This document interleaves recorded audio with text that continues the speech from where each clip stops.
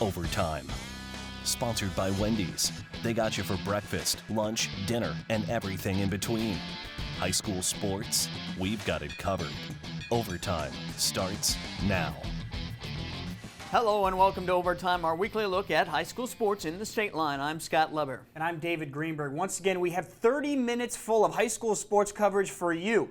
We'll show you one Stateline quarterback who has found a new passion to fill his time this fall. It's Stillman Valley's Chad Garrick. And we'll get to know East golfer Ben Beachy. In our Glory Days segment, we look back at one of the most dominant high school football teams in Stateline history, the 1999 state champion Byron Tigers, plus your school spirit photos in Week 7 in our Battle of the Stadiums contest. Right now, let's get into some highlights from this past week. It was a big week for golf. Absolutely. Let's begin with the Boys District 205 Cup last Saturday at Ingersoll. 3 of the 4 Rockford Public School teams were entered: Auburn, East, and Jefferson. Guilford did not compete. East's Ben Beachy struggled at times with consistency in this round, which is a little uncharacteristic for him. He also caught a few bad breaks around the greens like this one there, lipping out, which didn't help him much. He finished with a score of 88.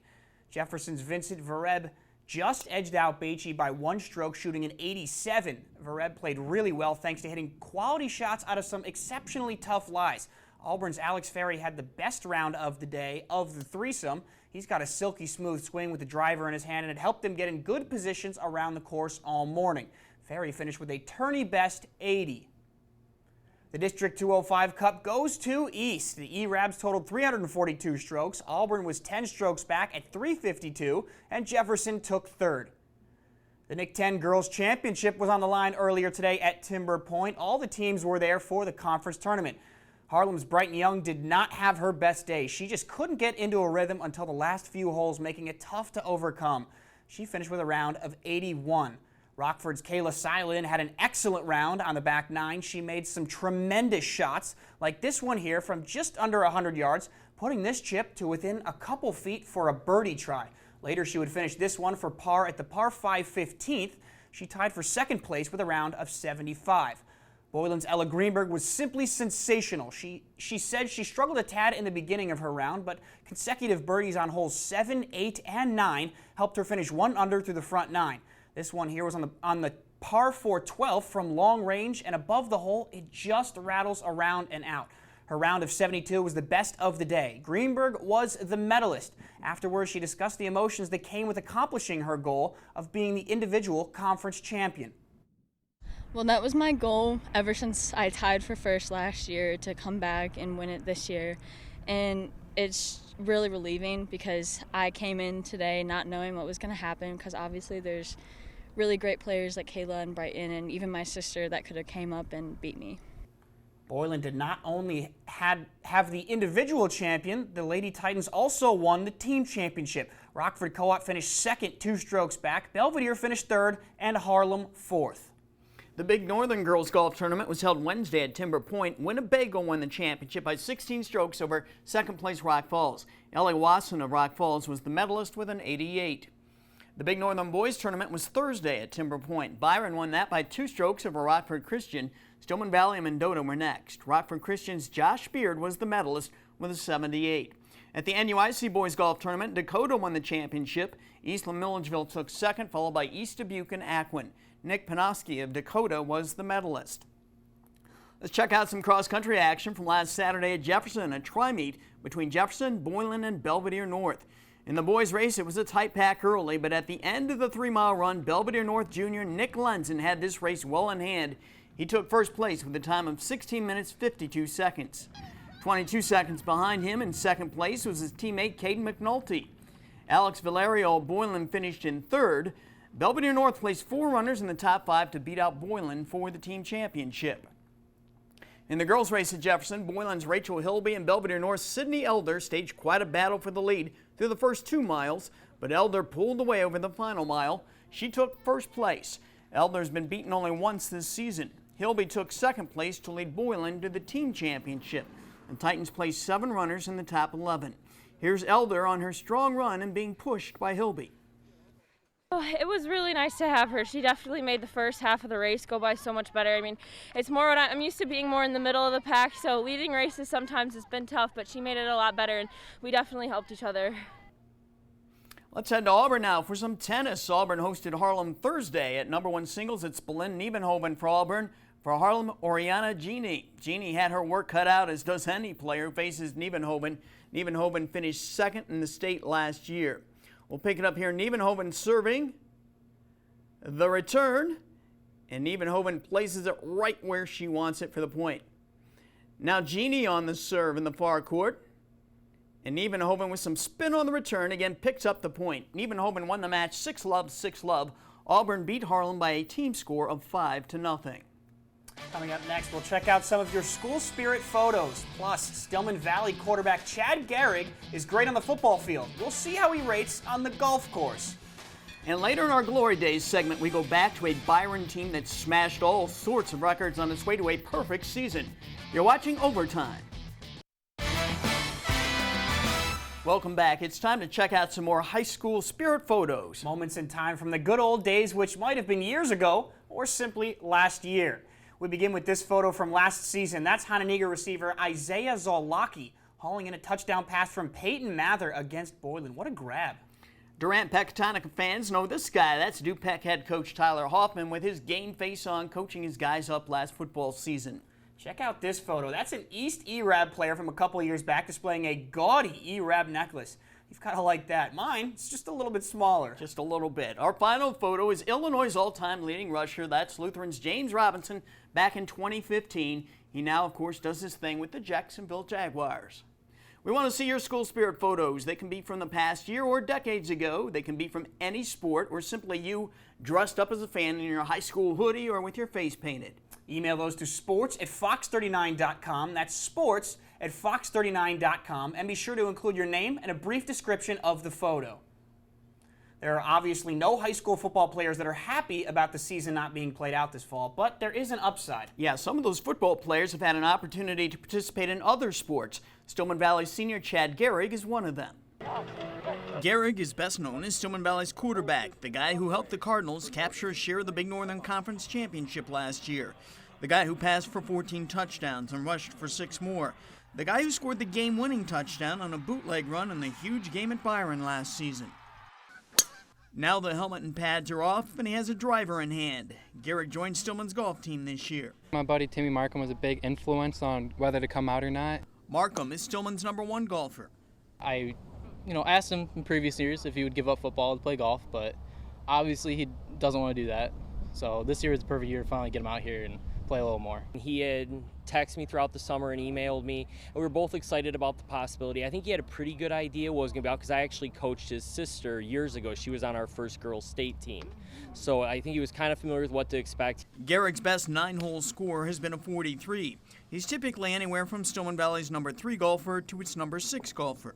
I would definitely say my strength is probably putting, probably getting nice close to the hole, and my weakness is definitely chipping and getting out of the sand, more of that kind of touch and everything. Chad's game is very spotty, in a way of he can play really well one night and the next night he can have a little off night like everyone, but he definitely bounces back. Chad can hit every shot that any golfer can. He's got it all in the bag. He's got plenty of skill.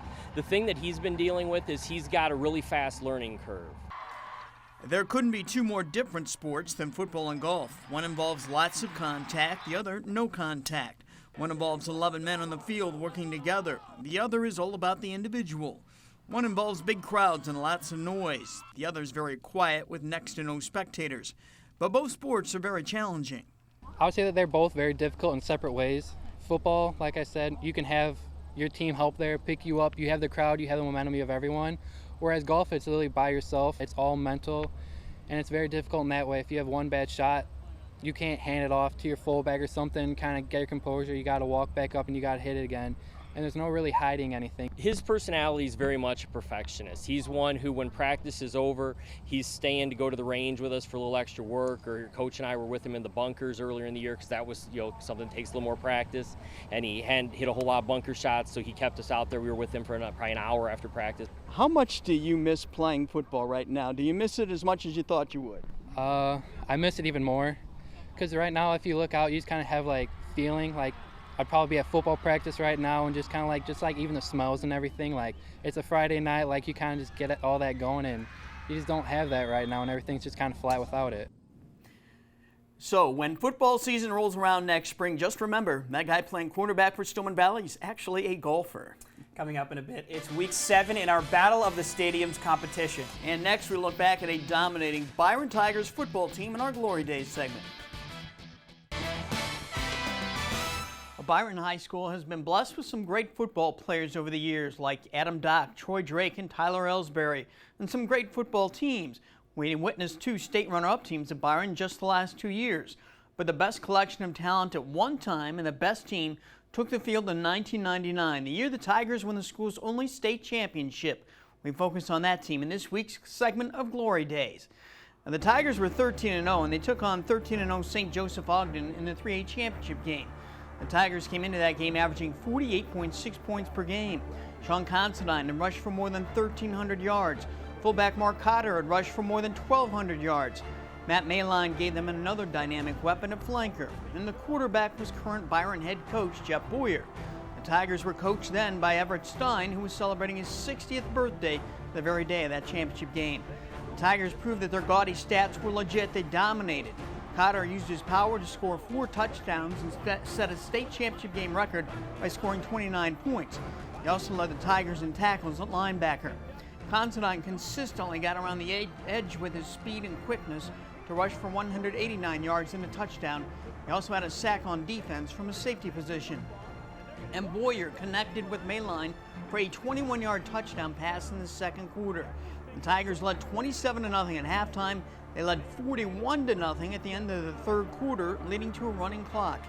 Coach Stein was able to pull his starters with 8.5 minutes still remaining in the game. The Tigers won 41-8 to capture Byron's first state championship in football. We had a gut feeling that we could be down here, but we had to work at it, and we did, and we reached our goal. We've always wanted this. We wanted this since I can remember, and it's Coach Stein's first time being here. It's Byron's first time being here, so it just meant a lot to everybody. Joining us now on the phone is Sean Considine. And Sean, the offensive numbers you guys put up and the offensive talent you had that year was just amazing. A lot of you guys played youth football together growing up. When did you know that this was no ordinary group of guys or a class of football players? When we were little kids playing for Blackhawk Junior Tackle, you know, Oregon, Stillman, Byron were all together on that same team. And so we did fairly well, but I tell you what, you know, we didn't necessarily blow anybody out by any means. We were probably like a 500 team, but the group below us, the lightweights they were called, which was spearheaded by Coach Boyer. He was the quarterback. He played with those little guys, and they did very well. So, you know, we knew we had some football talent in the area, not only at Byron, but also Stillman Valley and Oregon. And so we were all looking forward to getting to high school and seeing how it turned out. You guys so thoroughly dominated St. Joseph Ogden. Could you see it in their eyes and their body language that they just knew they were overmatched? I remember just kind of noticing how frustrated they felt or seemed during the game. You know, we actually kind of made a couple mistakes early and kept them in the game, you know, for the first 2 series. You know, they were a very good football team that had pretty much dominated their season up to that point. And they, you know, they had a lot of guys that played only on offense, and they had a whole separate group of guys on defense. And I think they thought, you know, they'd wear us out as that game went on. But just kind of like we had done, you know, throughout the whole playoffs, we just overwhelmed teams so quickly where, you know, the game, it's not like a 14-7 game into the third, fourth quarter. I mean, it's 45-0 at halftime, and it's just pretty much over. And, you know, that was another game where it just snowballed on them so quickly. I just remembered, I could just tell how frustrated they were with how quickly it went downhill for them. You guys not only rushed for 492 yards that game and dominated offensively, you dominated defensively. St. Joseph Ogden had a running back, Brian Royce, who came into that game with almost 1,800 yards rushing, and you made him a non-factor. What made Byron's defense so effective? You know, we were well coached. I mean, obviously, Coach Stein and, you know, Brad Miller and Ben Dalton, they had been coaching at the high school level since the 1980s and doing it together. And, you know, I think that you know, we were just very fortunate to come through with a very talented football team at Byron that year, but also with extremely experienced coaching staff. You put up some great numbers that day with 189 yards rushing, and Mark Cotter had 4 touchdowns, and he made big plays on defense.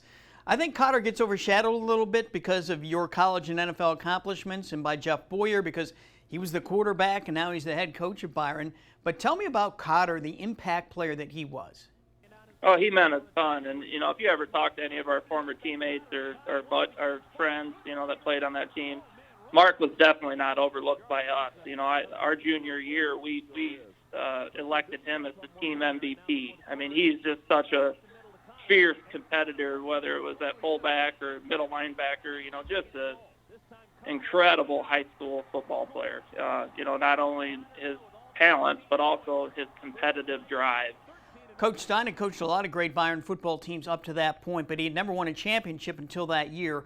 How happy were you for him, and did you guys know it was his birthday? And did he ever forgive you for dousing him with the Gatorade bucket at the end of the game?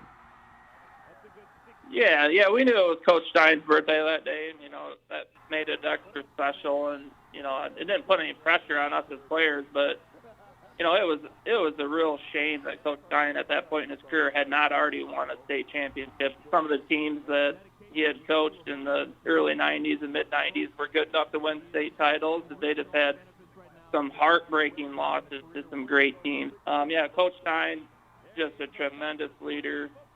We were very happy to get him that state title. Our thanks to Sean Considine for joining us. Byron set a state record that season for points with 673. Coming up next, David Greenberg gets to know another fall sports athlete. This time it's East golfer Ben Beachy. Right now it's time for our overtime trivia question. We'll stick with a Byron theme. We know Sean Considine had a highly successful NFL career. What other Byron player who played a few years before Considine also played in the NFL? Well, the answer after the break. Once again, here's our overtime trivia question. We know Sean Considine had a highly successful NFL career. What other former Byron player also played in the NFL? The answer is Troy Drake. He played offensive tackle for the Eagles and the Redskins from 1995 through 1998. Well, there are well-rounded athletes, and then there are well-rounded athletes. Yeah, Rockford East's junior Ben Beachy is far more than a golfer for the E-Rabs. I sat down with him this week in our Getting to Know You segment. Ooh, that's tough. Maybe a top 3, top 5. Big country guy. All right. Big alternative guy, too.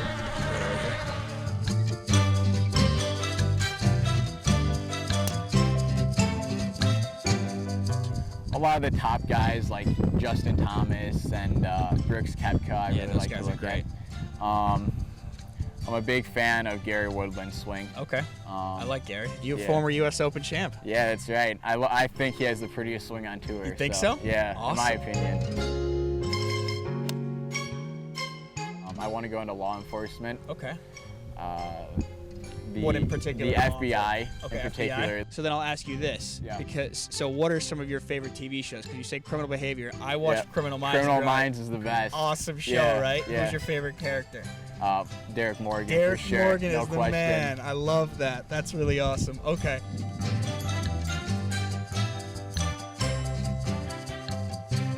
This year, I actually plan to be a 6-sport athlete, which is pretty cool. That's awesome. So right now I'm doing golf and cross country. Okay.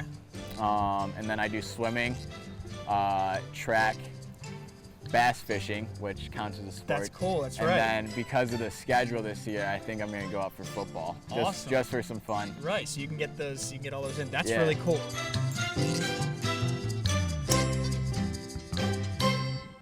Who inspires me? I'd like to see Chris Pratt. Chris Pratt? Yeah. All right, he's a funny guy. He is, yeah. All right. Do you have a favorite movie or show that he's in? Parks and Rec? Guardians of the Galaxy is his best movie. Parks and Rec is hilarious. Very funny. Very funny. Yeah. All right.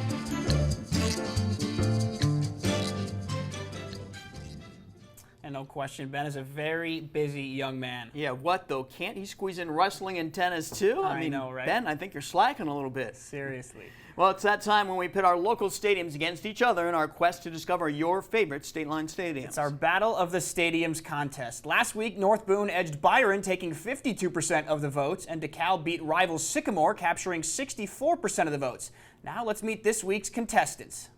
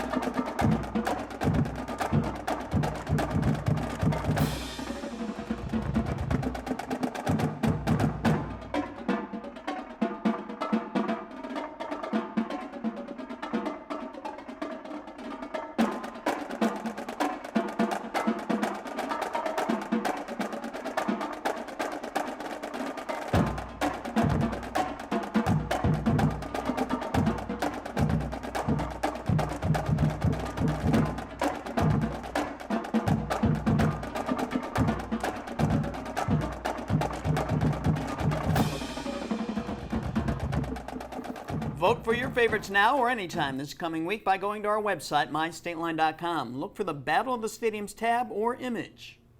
We'll be right back. Be sure to join us each Friday night at 11 o'clock on Fox 39 for Overtime. You can also catch the rebroadcast Sunday mornings at 9 on Fox 39.